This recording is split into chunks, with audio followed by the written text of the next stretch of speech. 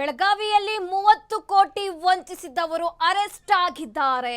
ದುಬೈಗೆ escape ಆಗಲು ಯತ್ನಿಸಿದವರು lock ಆಗಿದ್ದಾರೆ.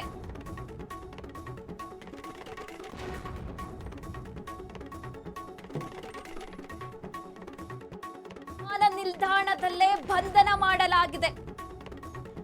ಮಾಳಮಾರುತಿ ಠಾಣೆ ಪೊಲೀಸರಿಂದ ಇಬ್ಬರು ಅರೆಸ್ಟ್ ಆಗಿದ್ದಾರೆ. ಶಿವಬಸವ ನಗರದ ಶ್ರೀದೇವಿ ವೆಂಚರ್ಸ್ ಕಚೇರಿ ತೆರೆದಿದ್ರು ಇವರು.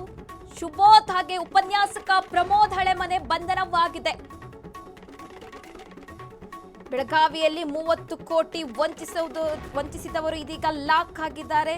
ದುಬೈಗೆ ಎಸ್ಕೇಪ್ ಆಗಲು ಯತ್ನಿಸಿದ್ರು. ಈ ಸಂದರ್ಭದಲ್ಲಿ ಪೊಲೀಸರು ಅರೆಸ್ಟ್ ಮಾಡಿದ್ದಾರೆ.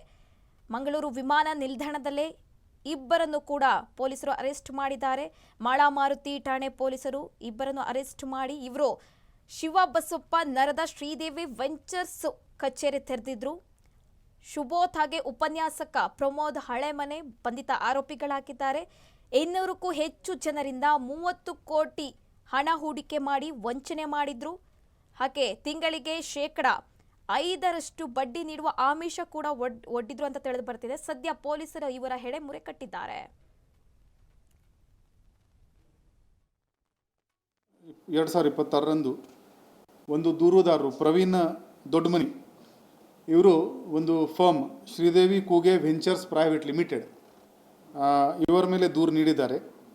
ಈ ಕಂಪ್ಲೇಂಟ್ನಲ್ಲಿ ಅವರು ಸುಬೋಧ್ ಕೂಗೆ ಮತ್ತು ಪ್ರಮೋದ್ ಹಾಳೆಮನಿ ಇವರ ಮೇಲೆ ದೂರು ನೀಡಿದ್ದಾರೆ. ಇದರಲ್ಲಿ ಇವರು ಈ ವೆಂಚರ್ಸ್ ಪ್ರೈವೇಟ್ ಲಿಮಿಟೆಡ್ ನೀವು ನಮ್ಮಲ್ಲಿ ಇನ್ವೆಸ್ಟ್ಮೆಂಟ್ ಮಾಡಿ ಇಷ್ಟು ತಿಂಗಳಲ್ಲಿ ನಾವು ಡಬಲ್ ಮಾಡಿಕೊಡ್ತೀವಿ ಆ ಥರ ಆಸೆ ತೋರಿಸ್ಕೊಂಡು ಅವರಿಂದ ದುಡ್ಡು ತೊಗೊಂಡಿದ್ದಾರೆ.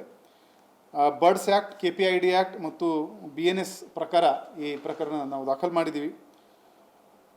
2 ದಿನದ ಒಳಗಡೆ ಪ್ರಮೋದ್ ಹಾಲೆಮನಿ ಇದರಲ್ಲಿ ಆರೋಪಿ ನಂಬರ್ 2 ಯಾರಿದ್ದ ಅವನಿಗೆ ದಸ್ತಗಿರಿ ನಮ್ಮ ಅಧಿಕಾರಿ ಮಾಡಿದ್ದಾರೆ. ಮತ್ತು 13 ಜುಲೈರಂದು ಈ ಸುಬೋಧ್ ಕೂಗೆ ಕೂಡ ಇದರಲ್ಲಿ ನಾವು ದಸ್ತಗಿರಿ ಮಾಡಿದ್ದೀವಿ. ಈಗ ಇವರದು ಎಲ್ಲ ಅಸೆಟ್ ಐಡೆಂಟಿಫಿಕೇಷನ್ ಮಾಡಿಕೊಂಡು ಬ್ಯಾಂಕ್ ಅಕೌಂಟ್ ಆಗಲಿ ಆಸ್ತಿ ಪಾಸ್ತಿ ಆಗಲಿ ಅದು ಎಲ್ಲ ಜಪ್ತು ಮಾಡಿಕೊಂಡು ಸುಮಾರು 250 ವಿಕ್ಟಿಮ್ಸ್ ಇದ್ದಾರೆ. ಇದರಲ್ಲಿ ಅವ್ರದ್ದು ದುಡ್ಡು ಮತ್ತು ಫ್ರಾಡ್ ಅಮೌಂಟ್ ಸುಮಾರು 25 ಕೋಟಿದು ಫ್ರಾಡ್ ಅಮೌಂಟ್ ಇದೆ ಅಂತ ಪ್ರಿಲಿಮಿನರಿ ಎಸ್ಟಿಮೇಟ್ ಇದೆ. ಫ್ರೀಸ್ ಮಾಡಿಕೊಂಡು ಈ ಬರ್ಡ್ಸ್ KPID ಆ್ಯಕ್ಟ್ನಲ್ಲಿ ಏನು ಅಥಾರಿಟಿ ಇದೆ ಅವರಿಗೆಲ್ಲ ಮಾಹಿತಿ ನೀಡ್ತೀವಿ.